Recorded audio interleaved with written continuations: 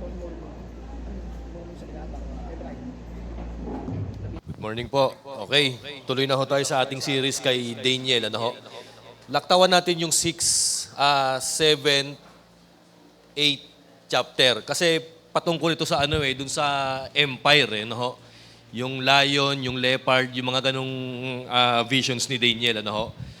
Talon tayo ng chapter 9. 9 ba yung nakalagay dyan? Paki-flash nga. Ayan. Daniel chapter 9 verses 1 hanggang 19. Ano ho? Flash natin yung title nung nung message natin ngayon, ano.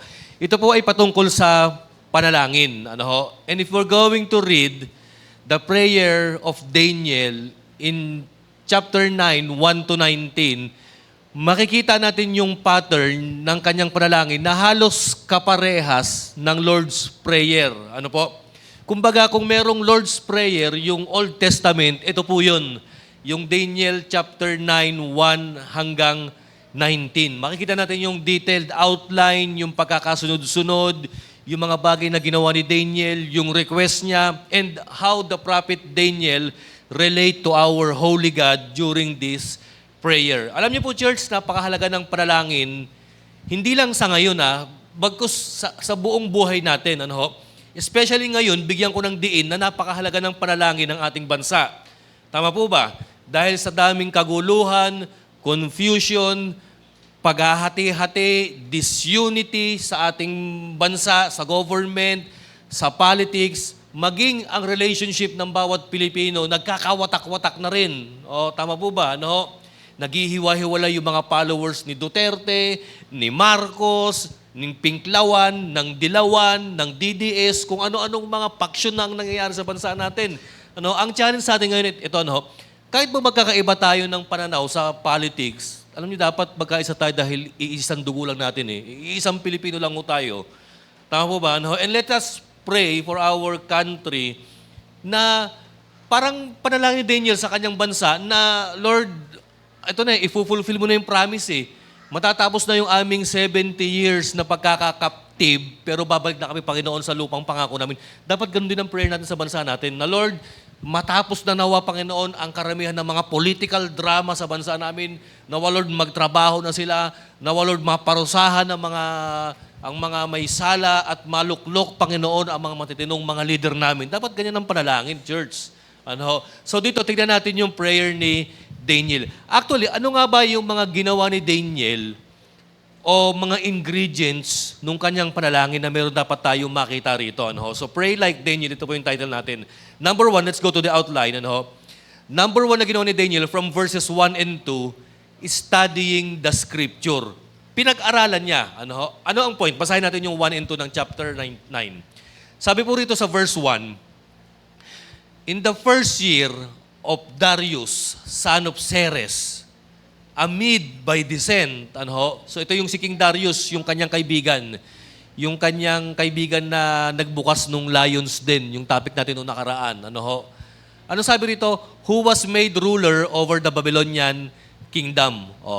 Si Darius, hindi siya Babylonian, pero isa siyang Persian, Mede. So, nung natalo na yung Babylonian Empire, siya yung parang ginawang governor ng Babylonian Kingdom. Pero hindi pa yata siya yung yung pinaka-emperor kasi ang pinaka-leader nito si King Cyrus. Sa verse 2, ano po ang sabi niya? Sa unang taon ng kanyang paghahari, ako si Daniel. Ayan, ito sabi niya, naintindihan ko, I understood from the scriptures, according to the word of the Lord, given to the prophet Jeremiah, that the desolation of Jerusalem would last 70 years. Biruin nyo, natagpuan ni Daniel sa Biblia ito. Nakita niya na sa kanyang pagbabasa ng Bible, ng Scripture, particularly kay Prophet Jeremiah, na halos ilang taon lang naman ang agwat nila, nakita ni Daniel na ang Israel pala ay mapapaalipin sa Babylonia sa loob ng 70 years. At itong 70 years na ito, papatapos na. So in short, ano ang challenge? Ano ang tanong dito? Yung nakita ni Daniel na propesya ni Prophet Jeremiah, good news. Kasi matatapos na yung 70 years na pagkaka-captive nila Yung 70 years na pagkakaalipin nila sa Babylon, matatapos na. No? Church, back tayo dun sa outline. Ano ang point dito ni Daniel? When we pray to God, we should study His Word, the Scripture. At dapat, lahat ng mga panalangin natin nakabase sa Scripture. It should be biblical, it should be in the Bible, it should be patterned in the Bible ang panalangin mo. Okay, tignan natin po yung karugtong. We should pray according to God's will and promises written in the Scripture. No? Si Daniel, ang kanyang panalangin, church, nakabase saan? Doon sa nabasa niyang writings ni Prophet Jeremiah that the 70 years of captivity will come to its end. Matatapos na. So anong ginawa ni Daniel nung nalaman niya ito? Hindi, magpipray ako lang ng magpipray. Church, ano-ano yung mga promises in the Bible na dapat mong i-claim at ipanalangin? Ano ho? Yung Lord's Prayer. Ano yung Lord's Prayer? Thy kingdom come, your will be done on earth as it is in heaven. O, ano pa? Give us this day our daily bread. Ito pa, and forgive us of our sins as we forgive those who sins against us. So dapat pala, ang pattern ng panalangin mo, kapatid, nakapalibot, nakapaikot, nakapattern doon sa pattern na binigay ng ating Panginoon. Kagaya ng ginawa ni Daniel. Ang kanyang prayer is based on the Bible. So dapat ang prayer din natin should be based on the Bible. Ano? Paano ka magpe-pray na, Lord, thy kingdom come, your will be done? Dapat ang prayer mo, Panginoon, Lord, Panginoon, tulungan mo po ako, Lord, na maipakalat ang inyong salita, na ma-share ang inyong grace, ang inyong kaligtasan sa mga taong di pa tumatanggap sa inyo. Dapat ganun eh. Kasi thy kingdom come, your will be done eh. Kaya lang ang problema, when we pray, unbiblical. Alam niyo ba kung bakit? Kasi ang puro panalangin natin, thy will be done, hindi thy will be done, Lord. O, di ba, Lord, bigyan mo ako ng ganito, bigyan mo ako ng ganito, bigyan mo ako ng pera, bigyan mo ako ng iPhone, bigyan mo ako ng ganito, bigyan mo ako ng mga maraming sasakyan, bigyan mo ako ng bahay. Puro ano yun, no? Kaya nga ang sabi sa panalangin ng Lord's Prayer, thy kingdom come, your will be done. Hindi mo sinabing, my kingdom come, no? My will be done. O, tama ho ba? So, ang panalangin natin should be according to God's will, written in the Scripture. Another thing, ito po, humility. Okay, tignan natin yung verses 3 and 4. Nagpakita dito si Daniel ng humility sa kanyang panalangin. Nung nalaman ni Daniel that the 70 years are expiring, napapalapit na yung kanilang, alam niyo ba yun, yung kanilang kalayaan mula sa Babylonian Empire. Ano ginawa niya? So I turned to the Lord and pleaded with Him in prayer and petition, in fasting, and in sackcloth and ashes. Alam niyo kung titignan ninyo ito, parang kakaiba yung ginawa ni Daniel. Let's say, nagpe-pray ka. Kunyari, ang ipinapanalangin mo, ang anak mo makakapagtapos na ng college. Eh, ang anak mo, thesis writing na lang, defense na lang. Pagka nakikita mo na yung anak mo, na pinapanalangin mo ng matagal, napapalapit na sa tagumpay niya, di ba dapat ang prayer mo is puro thanksgiving, puro Lord, last stretch, Lord, malapit na. Dapat puro merong sense of celebration eh. Si Daniel kakaiba. Napapalapit na yung kanilang pagkalaya mula sa Babylonian Empire, pero bakit? Ito yung pinakita niyang panalangin. Tama ba? Bigyan ko kayo ng example. Kunyari, ang panalangin mo, Lord, gumaling na ang nanay ko sa kanyang karamdaman. Kunyari, ang nanay mo hindi makalakad. Pero nakita mo, yung nanay mo nakakapag-zumba na, nakakapagtakbo na agad. Gumaling na. Pero alam mo, ang prayer mo, lalo ka pang nagluksa eh. Bakit kaya ganun? Daniel, dapat ang prayer mo, supposedly, dapat celebration na eh. Dapat a prayer of thanksgiving, celebration, success, kasi makakalaya na kayo eh. Pero bakit ang panalangin mo, I turned to the Lord at pleaded Him in prayer and petition and in fasting and in sackcloth and ashes. Alam niyo ba, church, na yung panalangin na pag sinabing petition, di ba, alam niyo kung yung tsura ng petitioner? Ano yung tsura ng mga petitioner? Yung pumupunta sa mga Supreme Court, sa mga Senado, naglalagay ng mga placards, nagdano sa kalsada, nagbibigil. Ano yung tsura ng petition? So parang si Daniel ganun, nakikipag-usap pa kay Lord the Lord. Tapos ang sabi, nag-fasting, hindi pa kumain. Tapos yung saklot, yung suot, damit pang luksa, at naglagay ng abo sa ulo, sa katawan niya. Parang nagluluksa si Daniel dito eh. Actually, hindi pagluluksa yung pinakita niya eh. It is a sign of humility. Verse 4, karugtong nito, I prayed to the Lord my God and confess, O Lord, the great and awesome God who keeps His covenant of love with all who love Him and obey His commands. Ang focus ng prayer ni Daniel, under ng humility, nagpakita siya ng kababaang loob at nagpakita siya ng papuri sa Diyos at paghingi ng tawad at nag-focus siya sa pag-ibig, sa greatness, sa awesomeness ng Panginoon that God is a covenant-keeping God. Listen, kung mababasa natin at sa mga nakarang mensahe natin, si Daniel halos napakaganda ng kanyang performance when it comes to spirituality, ministry, at maging yung kanyang work sa Babylonian Empire. Talagang flawless, ang ganda, excellent eh. Pero you will never see a successful person bragging his accomplishment when he is praying in front of a holy God. Tama po ba? Ano ho? Hindi siya kagaya ng mga Pharisee na nag-pray kay Lord, Panginoon, maraming salamat, napakabanal ko, ang bait-bait ko. Hindi ako kagaya nung kapwa kong makasalanan, Panginoon. Samantalang si Daniel, wala siyang kasalanan, ang bait-bait niya, righteousness yung ipinurso niya, tinapon nga siya sa mga leon dahil sa kanyang katuwiran, pero kababaang loob pa rin yung kanyang pagtrato when he approaches God in prayer. Grabe, no, church? Alam niyo, dapat, church, ganyan ho tayo eh. Kahit anumang maabot natin sa buhay, kahit anong milestone ang nakuha mo, kahit anong success ang nainabot mo, dapat whenever we approach God with humility, with humbleness. Ano? At ang maganda kay Daniel, malapit nang ibigay ng Panginoon yung pangako niya, hindi pa siya nasa celebration mode. Nasa humility mode pa rin siya. Tama po ba, church? Ganun dapat ang ating mindset during prayer. Back tayo dun sa outline. Let's see. Approach God in prayer with reverence, not entitlement, kapatid. Ayan. Ano ibig sabihin ng pag in-approach mo si Lord ng entitlement? Ganito ang ibig sabihin. Ganito mag-pray ang tao na entitled kay Lord. Lord, ang tagal ko nang nag-church, Panginoon. Sana ibigay mo naman tong matagal ko nang ipinagpe-pray. Lord, cell leader ako. Lord, pastor ako. Siguro dapat pagbigyan mo naman ako this time, Panginoon. I want it now na. Ganyan ang panalangin ng mga taong entitled, kapatid. Alam ho?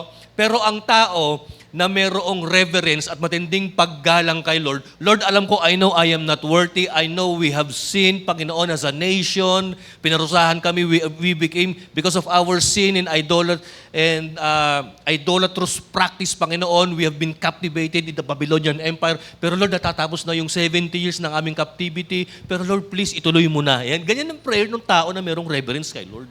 At hindi entitlement. Siguro kung pairalin ni Daniel yung kanyang entitlement sa panalangin niya, Panginoon, alam niyo man yung ginawa ko, Panginoon, mula pa pagkabata, hindi ako kumain ng baboy, hindi ako uminom ng alak, Panginoon. Ang galing-galing ko, Lord. Hinulaan ko yung panaginip ni Nebuchadnezzar. Hinulaan ko yung nakitang writings ni Belshazzar, Panginoon. Yung mene tekel parsin, ako lang ang nakagawa nun, Lord. Tapos tinapon pa ako sa leon dahil sa inyo, Lord. Ngayon, Lord, ibigay mo naman yung akin, yung dapat nasa akin. Ganyan ang prayer ng taong, ganyan ang panalangin ni Daniel kung magpapaka-entitled siya. But then, hindi pinairal ni Daniel yung kanyang entitlement o pagiging entitled niya. Ang ipinairal niya, reverence, wherein he focuses on the holiness of God, nagpakababa siya, at nanatiling ang kanyang mga paa nakasahid sa lupa, despite of those success that he achieved during his captivity in the Babylonian Empire, kapatid. So when praying to God, we should approach Him with reverence, not entitlement, church. Another thing, real prayer recognizes our dependence on God. Nakita niyo yan? Ang tunay na panalangin, humihingi ka pa rin sa Panginoon, nakadepende ka pa rin sa Kanya. Bakit ko ito nasabi? Listen, di ba alam naman natin na si Daniel, tsaka si King Darius, tropang dikit, magsanggang dikit, Nalungkot nga si King Darius nung nalaman niyang si Daniel itatapon sa leon. Di ba napag-aralan natin noong nakaraan? Actually, hindi nga nakatulog si Darius eh. Dahil iniisip niya, naku, baka lasog-lasog na si Daniel, baka wala na-digest na ng mga leon. Saan ganda kasi na ni Daniel eh. Kasi DD sila eh. Daniel Darius. Meron mo, sanggan dikit talaga. Parehong letter D pa ang pangalan. You know, ano ang point ko rito? Pwedeng mag-depend si Daniel kay King Darius and not on God anymore. Pwede, di ba? Pwede sabihin ni Daniel, King Darius, total, sanggan dikit tayo. Pwede ba palayain mo na ang mga Israelites, kami, dito sa Babylonia? Kasi it is written in the Bible that after 70 years, lalaya kami. Pwede niyang gawin yun. Pwede siyang makiusap, mag-apela kay King Darius. No. Pero si Daniel, bagamat malakas ang kapit sa government, he kept his dependence on God. Tama po ba, mga kapatid? Alam niyo, kahit katropa mo, si BBM, si Sara, o kung sino-sinong Poncio Pilato sa gobyerno, kung may problema ka, huwag kang magdidepende sa mga yan. Magdepende ka pa rin kay Lord. Nakita nyo, throughout Daniel's life, hindi niya in-invoke yung sarili niya kay King Nebuchadnezzar, kay King Belshazzar. Sabi nga ni King Belshazzar sa kanya, bibigyan kita ng mga alahas at saka gagawin. Sabi niya, hindi na, wag na, hindi ko kailangan yan, sabi ni Daniel. Kasi si Daniel nakadepende hindi sa hari, sa Diyos. Ano ho? So next, tingnan po natin ito karugtong.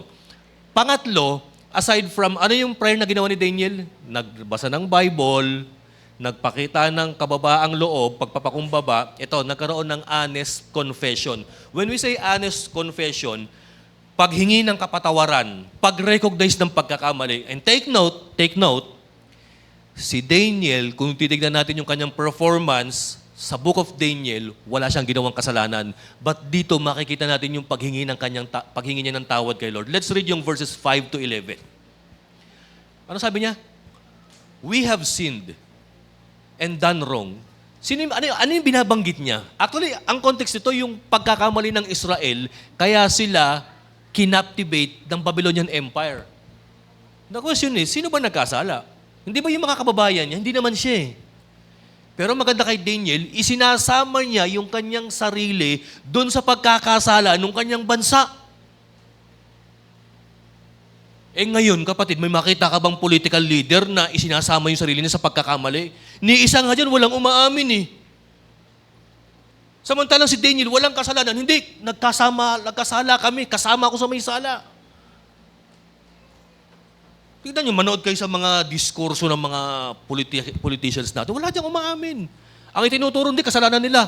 Yung kabila naman, hindi, kasalanan mo. Hindi, sa'yo, ikaw, kayo, kami, kayo. Wala nagsabing kami, tayo. Lahat turuan ng turuan. Pero si Daniel, kahit wala siyang kasalanan, dinamay niya yung sarili niya. Lord, kasama ko. Nagkasala kami, Panginoon. We have sinned and done wrong. And we have been wicked and have rebelled. Nakita niyo ito? Ito yung sinasabi na yung third person plural form. We. Hindi second person. Kasi pag sinabing second person, they. Ayan. Tama ba, Roso? Di wala ko sasabihin ni Daniel kung, hindi, Lord, they have sinned. They have done wrong. They have been wicked. They have rebelled. Ang sinasabi ni Daniel, we. Kasama, inclusive.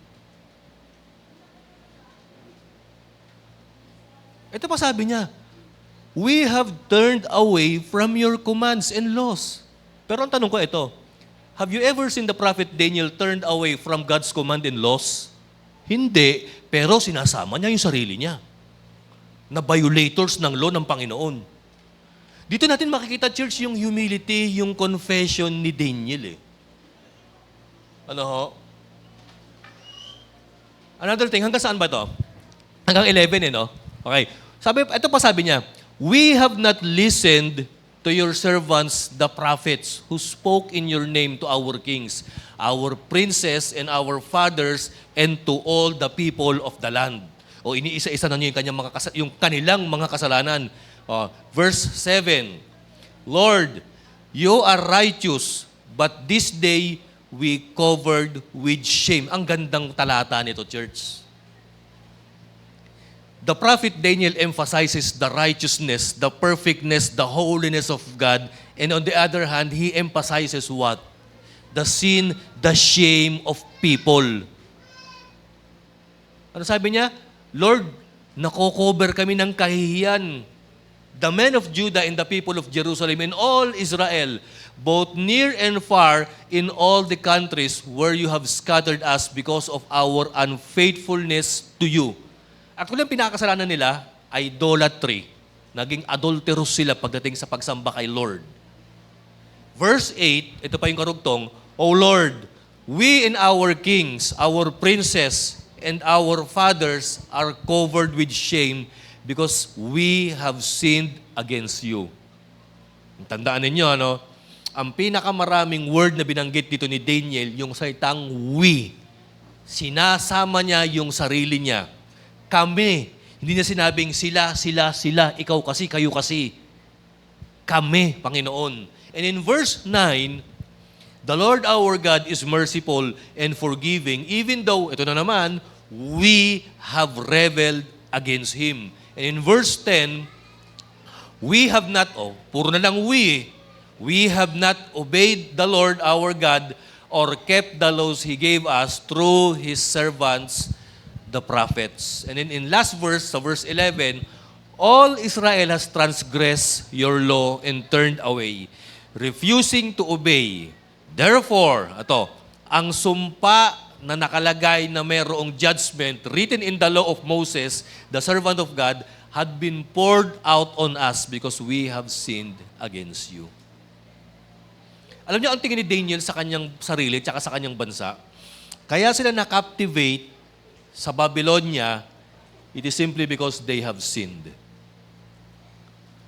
Ako, church, kaya ako dapat ibahin natin ang tingin natin sa bansa natin ngayon eh. Kaya nagkakagulo ang bansang Pilipinas. Alam niyo kung bakit? Kasi nagkasala ang mga Pilipino kay Lord. Nagkamali tayo. Talagang nagkamali tayo ng binoto kamo.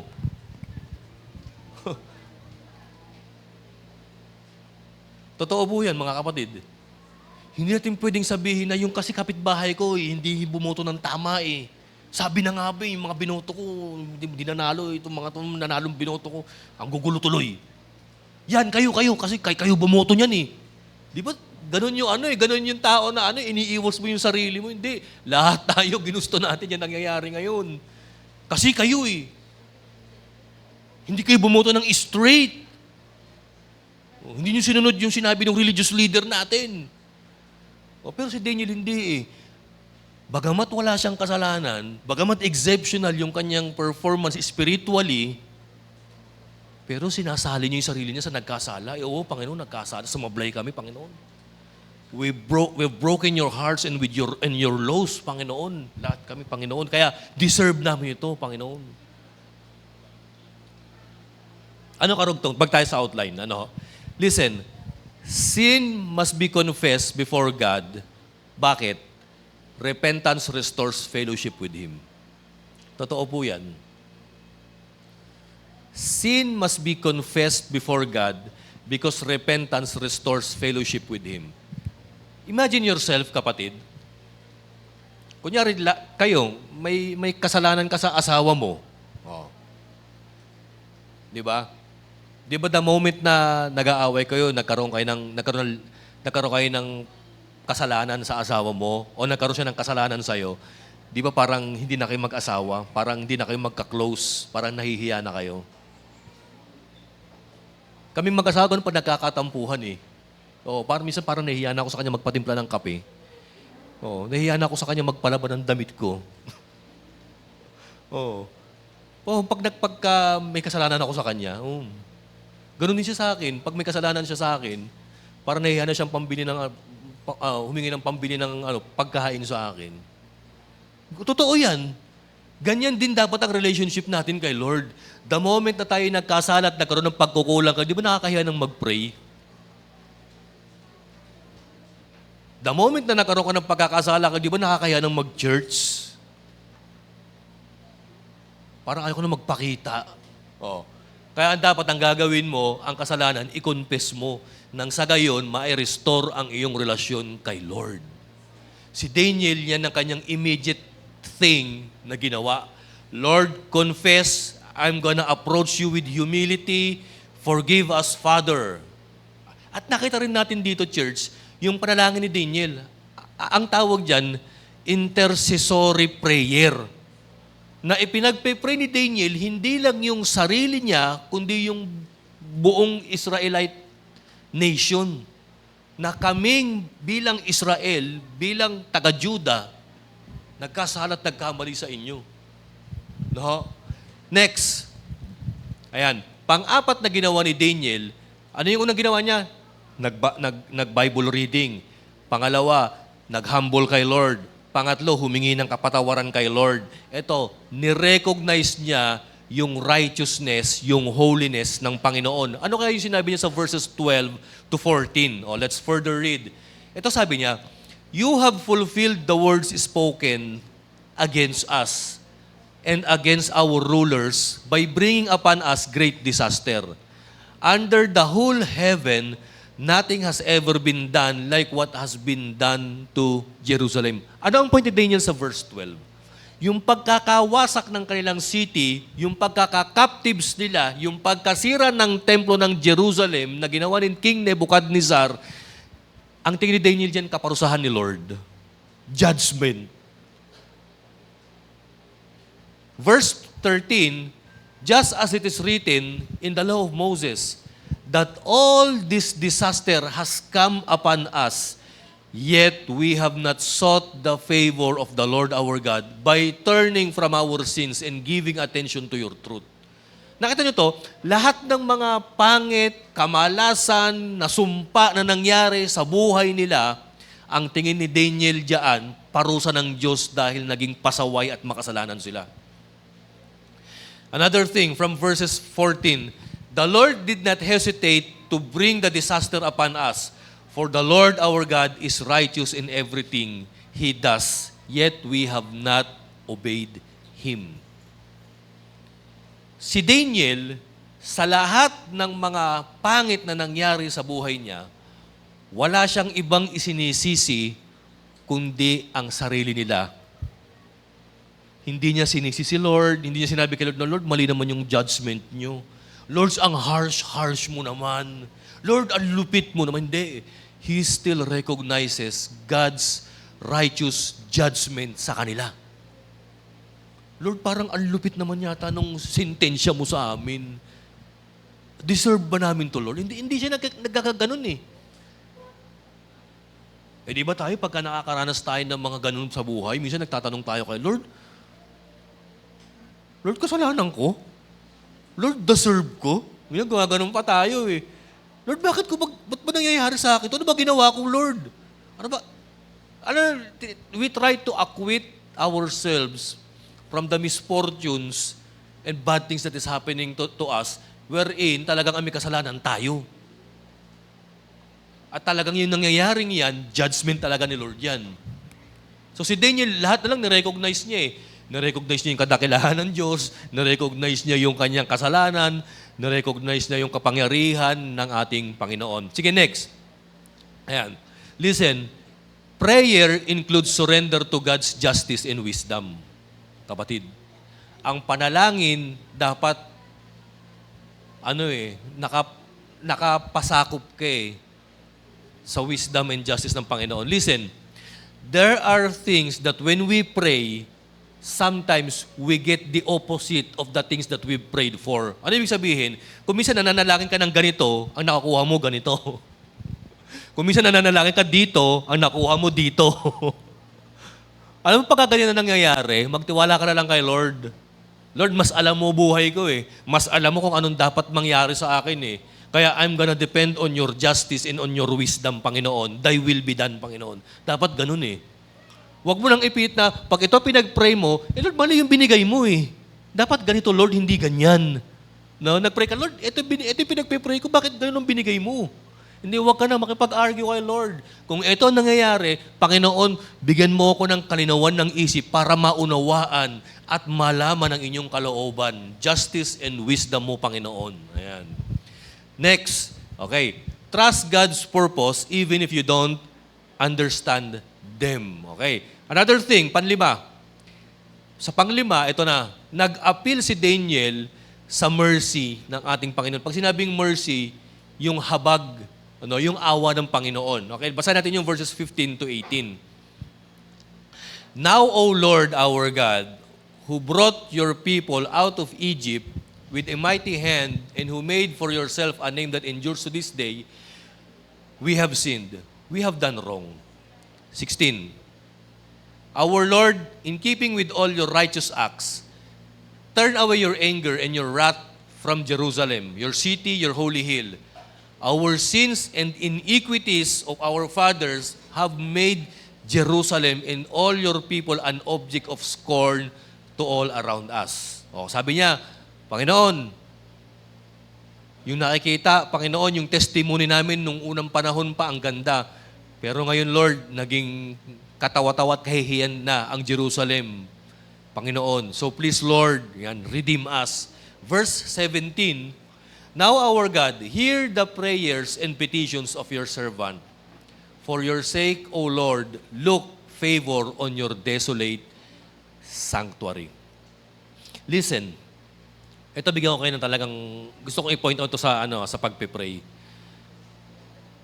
Minsan, may mga pastors ako naririnig, when they pray, ang tindi ng confidence. Ganito sila mag-pray. I declare, you will be healed. Huh? Ayos Napaka-audacious ng prayer Meron pa I decree. Bakit ka magdi-decree when praying? Di ba? I command that sickness will... matindi yung lindol stop. Totoo. Minsan may mga prayer na ang tawag yan, audacious. Pero look at the prayer of Daniel, full of humility and confession. Ano sabi niya? Now, our God, hear the prayers and petitions of your servant. For your sake, O Lord, look with favor on your desolate sanctuary. May kasamang pagpapakumbaba Hindi niya sinabi na, Panginoon, I decree, I declare, I command. Hindi And even the prophet Elijah, the greatest prophet in the Bible, nung nag-pray siya na mawawalan ng ulan sa Israel, ano sabi ni Elijah? As surely as the Lord lives, there will be no rain. Basahin niyo yung chapter 16 yata ng 1 Kings. Sinabi ni Elijah Pero hindi niya sinabing, I decree, I declare, I command that there will be no rain.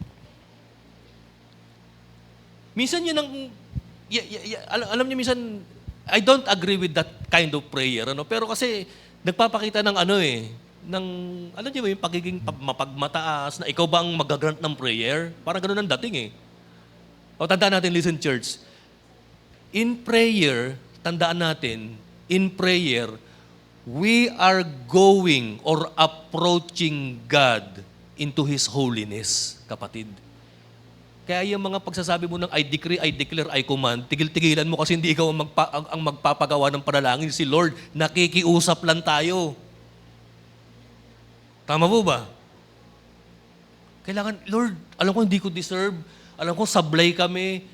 Alam ko, pero Lord, nakikiusap kayo, ako bilang servant ninyo. Ganun yung kay Daniel Di ba? Tayo ba kapatid, pag nag-approach ba tayo sa mga VIPs, di ba dapat ang natin, may humble, may kababaang loob Dapat ganun din sa prayer. Tandaan niyo, ang prayer, hindi basta-basta ginagawa yan. Ang prayer kasi pumapasok ka sa isang portal, sa isang connection na ang kausap mo, walang iba kundi yung banal, holy, sovereign, mighty God. So dapat ang approach mo, Lord. Kaya kita niyo, ganda nung sabi ni Daniel, no? Now, our God, hear the prayers and petitions of your servant.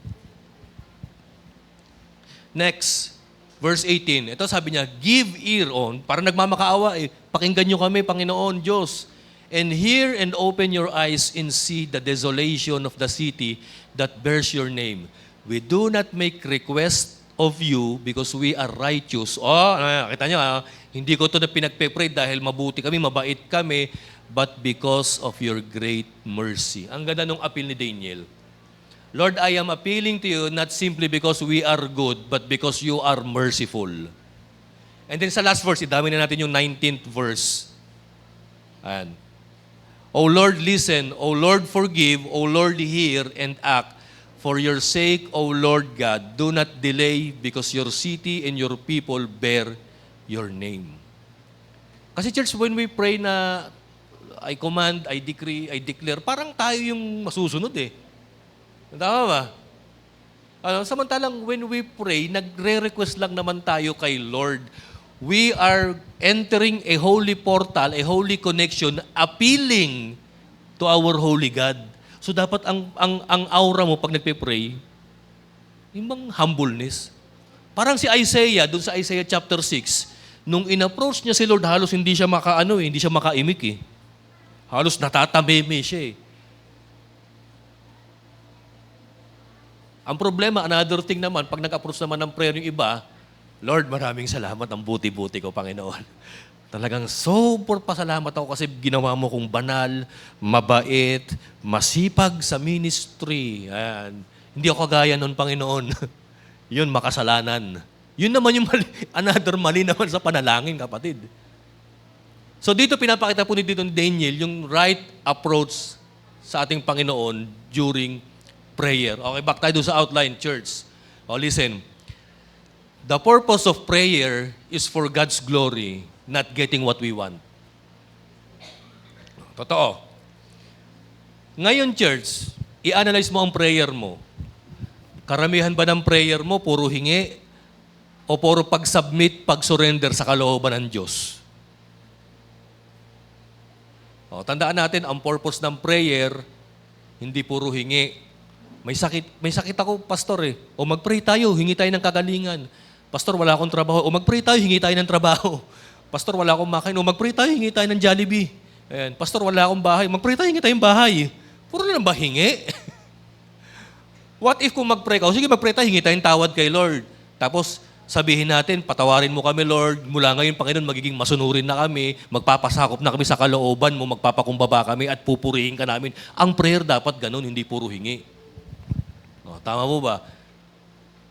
Kasi kung minsan napapasok talaga sa mindset natin na ang panalangin, alam mo, parang paghingi ng ayuda kay Lord, parang paghingi ng ng mga ganito ganyan, panghingi ng kung ano-ano mga hinihingi, bigas, delata, hindi. Although may part ng prayer na talaga naman dapat ganyan, pero ang prayer hindi puro paghingi. It is more on what? About God's kingdom, about God's glory.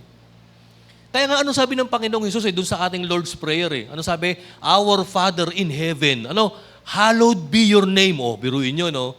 Ano sabi? Your kingdom come, your will be done on earth as it is in heaven. Sa kanilang sumunod, yung paghingi give us this day our daily bread. Yung give us this day our daily bread, yung aming pangangailangan, yung healing, yun. Hindi naman masamang humingi ng healing, ng pangangailangan, basta ginagawa mo rin yung thy kingdom come, thy will be done. Ang kaso, ang prayer natin, kapatid, 100%, puro bread, puro wants, puro needs, mga kapatid eh. Kaya minsan nagtataka tayo, Panginoon, bakit ang dami kong request sa'yo? Bakit parang wala yata kayong binibigay sa mga request ko? Hindi mo ba naisip na baka naman si Lord nagtataka rin sa'yo? Anak, di ba dapat thy kingdom come? My will be done. Bakit kaya pray ka ng pray? Yung mga gusto kong di mo naman ginagawa. Parang ganun lang din church eh. So para sa atin, dapat ang prayer, balik tayo. Ang prayer, palagi ko nga sinasabi, dugtungan niya ng kalooban ng Diyos at kalooban ng tao. And listen, in prayer, there are two possibilities that might happen. Number one, It might be your will be done or God's will be done. Oh. Sa prayer, tandaan natin, ang prayer, masyadong holy na practice ito eh. Kasi biruin mo, through prayer, you are attempting to change the mind of a holy God. O totoo. Binabago mo yung will ng holy God. Actually, ang daming mga tao in the Bible wherein they have changed the mind of God. Sino-sino? Si Abraham. Anong sabi ni Lord? O sige, pupuksain ko na tong Sodom at Gomorrah. Ano ginawa ni Abraham? Lord, paano kung merong taong 50 taong 10 na matino, hindi mo ba sisirain ng Sodom at Gomorrah? Sabi na Panginoon, hindi. Nag-bargain nga si Abraham eh. Dati 50, 40, 30, 20, hanggang naging 10, kulang pa rin sa 10 eh. Si Lot, 4 lang eh. Di ba? Nakita nyo, no? Nabago ni Abraham yung ng Panginoon. Tama po ba, mga kapatid? So there are instances in the Bible wherein through prayer, men of God has changed the mind of God. Pero usually, karamihan, ang nasusunod sa prayer, ang nais ng Panginoon at hindi ang kalooban ng tao. O ano pa yung mga panalangin na nabago ng tao yung kalooban ni Lord? Ang dami rin eh, di ba? Yung mga may sakit, no? Si Elijah, di Lord, magpadala kayo ng apoy, Panginoon. Grant request. Pero usually, ang panalangin, ang pagsunod dapat sa kalooban ng Panginoon. Ang palagi kong example dyan, church, yung nangyari kay Jesus Christ. Ano yung prayer niya? Lord, pwede ba itong sarong ito, hindi na mapunta sa akin? Ano sabi ng Panginoong Hesus? Pero hindi ang kalooban ko, ang kalooban mo, Panginoon. Ano mo sabi? He prayed 3 times. Lord, may this cup of suffering be taken away from me. He prayed it for 3 times, kapatid eh. Pero ano sabi ng Panginoon ng bandang huli? But not my will, Lord, yours to be done. Sige, Panginoon, magpapapako ko sa krus. Alam niyo sa Garden of Gethsemane, Jesus is attempting to change the mind of God. Pero si Lord naman, siya ang nagbago sa mindset ng Panginoong Hesus. Kasi during that time, si Lord paawol na eh, patakas na eh. Hindi. Plano natin, di ba, mamamatay ka sa krus? Sabi ng Panginoong Hesus, sige Lord, thy will be done. Ganun din mag-approach si Daniel kay Lord.